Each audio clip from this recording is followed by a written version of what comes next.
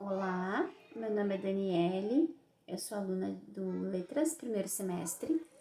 Eu já trabalho como professora há algum tempo, professora de inglês, e eu estou então, analisando um livro de história do meu vizinho que está no quinto ano. Ele tem 10 anos e o livro é esse aqui.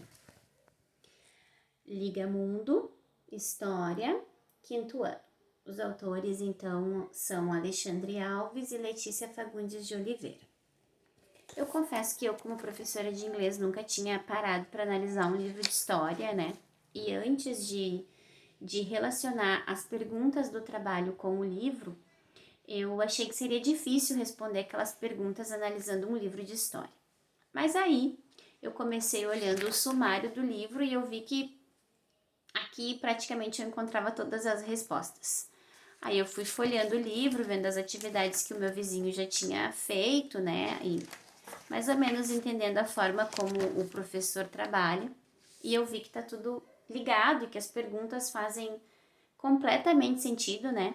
E como como é importante a gente fazer essa reflexão até para entender um pouco da vida que a gente leva hoje em dia, né? Então, a primeira pergunta.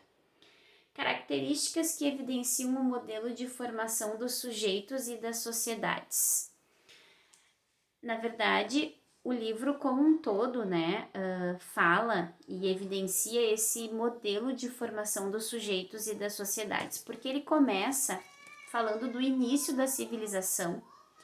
Ele vai para quando o Brasil era de Portugal, ele fala depois do Brasil independente, da cultura do café, do fim da escravidão, Brasil republicano, Brasil se moderniza, fala da ditadura militar, fala de cidadania, uma luta para todos. Então eu vejo bem essa crescente, né? E a mudança da sociedade e a formação dos sujeitos e das sociedades da sociedade que a gente é e dos sujeitos que a gente tem hoje em dia. Bem nítido nessa evolução que o livro mostra. Exemplos de fatos e situações que se destacam da história da educação no Brasil e no mundo.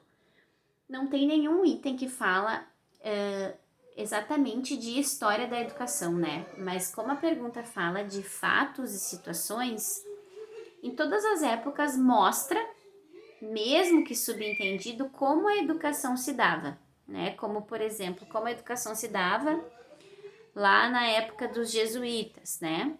Que eram os professores dos seus povos.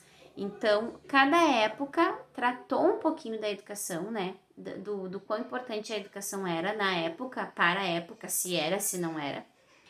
Fala também da conquista, né, de alguns direitos, como acesso, né, à educação, o direito das crianças e dos adolescentes, já em épocas mais atuais. Então, diretamente, não tem nenhum tópico falando sobre isso, mas indiretamente em todas as fases, né, que esse livro faz, essa retrospectiva, ele fala um pouquinho de como a educação se dava no Brasil.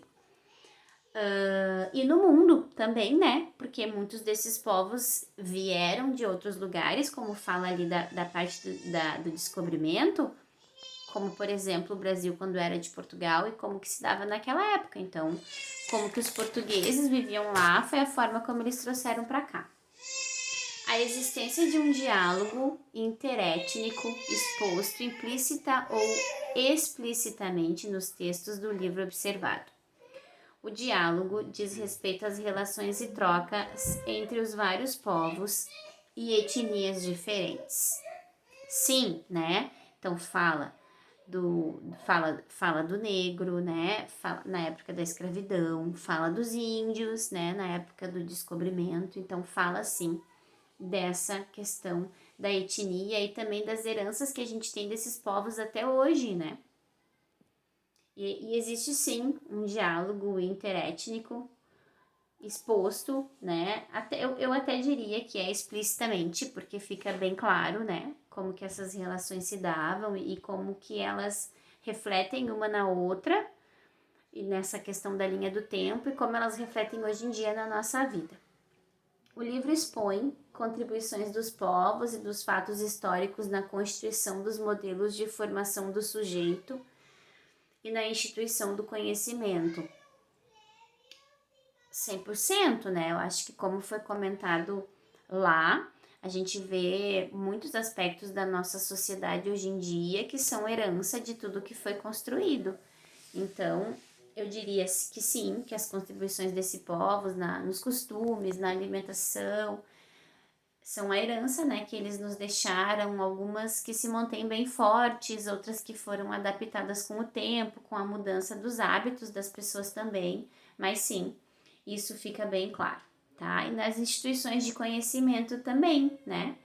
Porque apesar da educação falar muito em usar muita tecnologia hoje em dia, o básico, né, o chão ali, a base, ela vem lá dos primórdios, né, lá do início de todos esses estudos e tudo mais.